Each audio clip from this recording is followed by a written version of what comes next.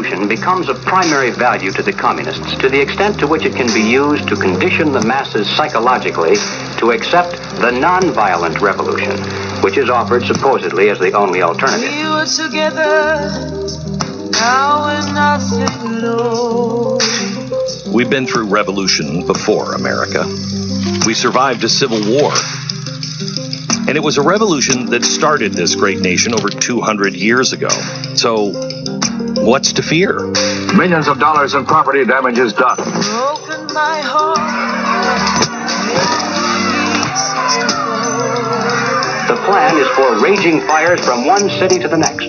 Violent revolutions can be good. Our founding fathers were violent when they were fighting. Blah, blah, blah. That's what the uninformed say. That's what they say as the left slowly begins pushing that word to the forefront of our discussions, normalizing it. Revolution, revolution. We are in the middle of a revolution right now. I know you can feel it. And this time it's not just Bernie Sanders and his ragtag group of far-left radicals. No, it's the whole damn party.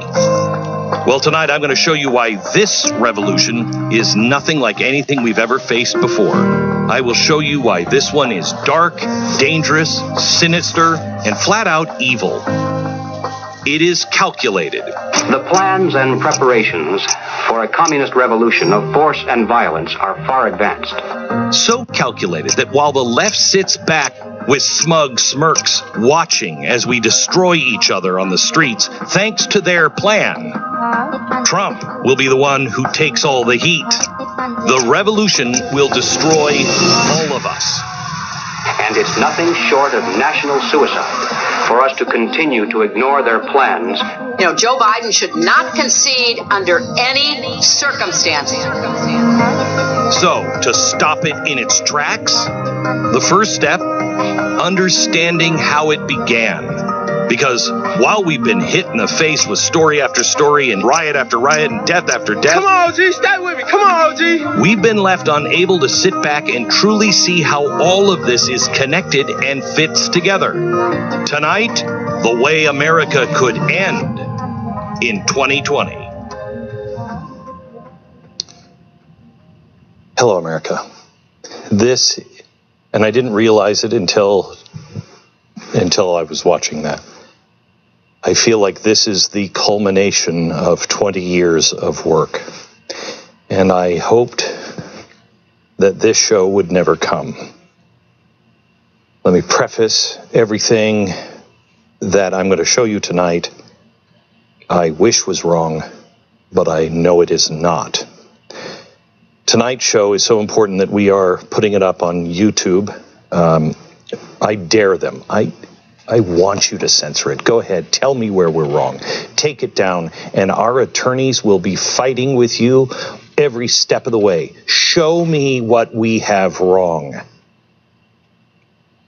I'm also offering $20 off Blaze TV subscription if you use the promo code BANTHIS. We need as many people aware of this as possible, because how you react to it is going to be the key to our survival. Tonight, I'm going to talk to you about civil war and the destruction of America as we know it. I've talked to so many people at very high levels, and I've run this theory over and over and over every way I can, and with so many different people who look at things differently than I do, and none of them have said, no, you have this wrong. What they've said is, you've missed this too. Civil war, it's going to begin at the election. And I want you to take everything that I say. Do not believe me. I pray that I'm wrong. Let me know if we're wrong. Do your own homework. Trust, but verify. And if you don't trust me, that's fine. Just verify. And this is the most important thing. You are going to realize that your country is in its final stage. It is only in its final stage if you don't know you are being played. if you don't know what's about to happen. And if you strike out or add to the chaos in any way, you will be an accelerant on this fire. You must trust in God. You must pray like you've never prayed before for the next 3 months. If you are listening or watching me anywhere else in the world and you will recognize what I'm going to show you tonight, I ask that you pray for America as well and her people, because if we go down, it all goes down. Please do not add to the chaos. Okay. I know I don't need to say that, but people are starting to get at their wits' ends. I want to show you quickly what's been happening in just the past 2 weeks. We have to go to the beginning, and then in about 15 minutes, I'm going to lay it all out for you, and it is stunning. I noticed a trend about a week or so ago. It was from Axios. It ran an article on September 1st. A top Democratic data and analytics firm, Hawkfish, said in an interview on HBO that it was highly likely that President Trump will appear to have won in a landslide on election night, but will ultimately actually lose after all of the mail-in votes are counted. They said, and I quote, "We are sounding an alarm," very important language, "we are sounding an alarm and saying that this is a very real possibility, that the data is going to show on election night an incredible victory for Donald Trump. When every legitimate vote is tallied and we get to that final day, which will be someday after Election Day, it will in fact show what happened on election night was exactly that, a mirage." I'm going to, over the next few weeks on radio and television, I'm going to take all of these apart one by one so you can clearly understand, but I have to go through so much information today, so just try to stick with me. No surprise of what's going on here. We've known from the start why the left wants to fundamentally alter the way Americans vote. The last time it was attempted, I believe, was in 1865, where they tried to steal it from Abraham Lincoln. They failed and were exposed. If anyone is actually concerned about people not being able to go to the polls, you would tell everyone to take an absentee ballot. That is what we normally do. You wouldn't start a new system. That's not what they did. They started a new system. Okay, this is not like absentee ballots. They proposed mailing out ballots in mass, and that would give them weeks after the election to possibly pull off a little magic trick. Let's take them at their word and say they're not going to pull off any magic trick. They are saying to America, by the way, most important election of your life, we've changed it, so you're not going to know who it was, maybe for a month, maybe 2 months. Do you remember the year 2000 when we liked each other? My question now is, what happens during those weeks when the left furiously begins jimmying up the votes? What happens in the streets?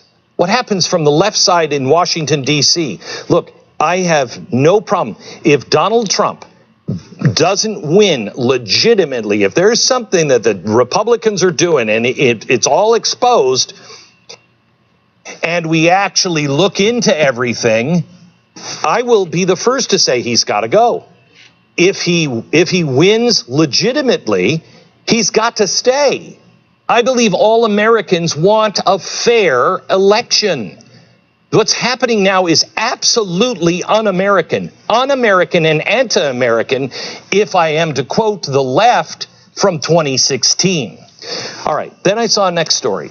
A week later, September 7th, Chuck Schumer, Bernie Sanders have teamed up to war game what to do if Trump refuses to leave office. Sanders referenced the red mirage that Axios and Hawkfish warned about, that Trump would have to appear to have won on election night, but weeks later would have lost after all the mail-in ballots are tallied. These are not the actions of a party that expects to win legitimately. They see the writing on the wall, and it's no surprise who Hawkfish works for, both the DNC and multiple Joe Biden super PACs. Now, I'm going to come back to this later in the show. It's really important. But a week later, after Sanders and Schumer began voicing their concerns on Trump and how he may not step down if he lost, the Daily Beast then reported that Democrats were secretly planning for violence after Election Day. One day later, September 9th, the New York Times ran an insane story about what might happen on Election Day and everything that might make the election delegitimized, including the Russians, of course, false flags, disinformation, extending the vote, pollers getting a coronavirus, etc., unaccounted mail-in votes, all of this. It almost feels like you're being prepped for something big. It's almost, to use a California term that everybody seems in California to be comfortable with, it's almost like we're being groomed for something. We all need to be familiar with these two words: color revolution. And if you are watching in Eastern Europe, you know exactly what I'm talking about. They always occur after a contested election. The street activists come out in force the night or day after the election. Violence ensues. Government buildings are occupied. Eventually, if successful, culminating in a successful revolution. We have seen it successfully done in Georgia and Ukraine.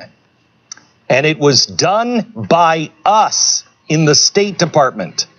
It was attempted in Russia in 2011.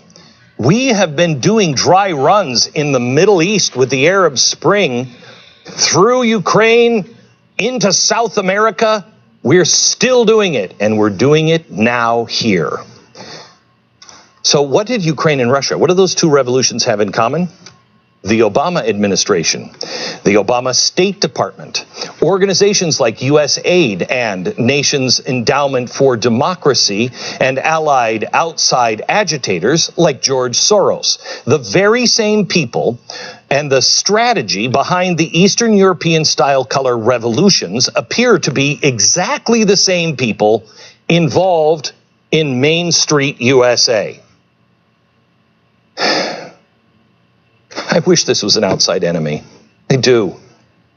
I hate thinking this of fellow citizens. But it's the only way to explain everything that's going on, and unfortunately, I have all the evidence. So everything I've been talking to you about over the past year, all of it is...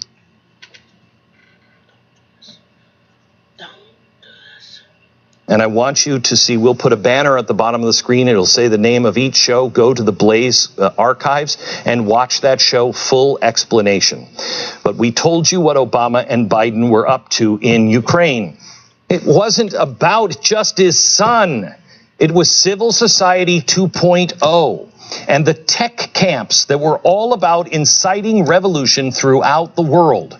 I showed you how the U.S. funds were funneled into Ukraine to support the street activists. They used people like George Soros to topple governments with leftist mobs and then rewrite their constitution. I showed you how Black Lives Matter had financial relationships with George Soros since 2015. BLM met in secret with Soros's organization, Democracy Alliance. Remember them? For later in the show. Soros was also outed via Project Veritas for funding Refuse Fascism, an organization created by 60s-era leftist radicals that support Antifa. Now put this into perspective. Remember, when I exposed the global plot to destroy capitalism called the Great Reset, do you remember the Soros speech at the World Economic Forum? May I quote? The stock market, already celebrating Trump's military success, is breaking out to reach new heights. If all of this had happened closer to the elections, it would have assured his re-election. His problem is that the elections are still 10 months away, and in a revolutionary situation, that is a lifetime. What revolutionary situation before COVID, before the police, before all of that? What revolutionary situation? Why do you think that the Democrats still say that Stacey Abrams won the Georgia governor's election? She lost by 50,000 votes. That's not even close. Who is she? She doesn't matter in the slightest unless it was never about her. They wanted to plant the seeds of what they're doing right now, that an election could be stolen, and burn that into your brain. I will show all of it to you in a few minutes. Why did the Democrats refuse to condemn the violent riots? Why are they starting to push Russian election interference again? What was up with the ridiculous conspiracy theory about the post office rigging the election when the post office union endorsed Biden? Why did Hillary Clinton say this just a couple of weeks ago? Joe Biden should not concede under any circumstances, because I think this is going to drag out, and eventually I do believe he will win if we don't give an inch and if we are as focused and relentless as the other side is. Is that the American way of elections? All of the same people are connected and they are all involved. Their goal is a U.S. color revolution. This is what they've been doing. This is what they do best. They've done it before, and they are attempting to do it to us. They're not even really trying to hide it. They're expecting that you won't take it seriously. You won't connect the dots, that you won't go out and do your own homework and see in their own real documents, not from some blowhard by like me, but the actual documents, the video of them doing it.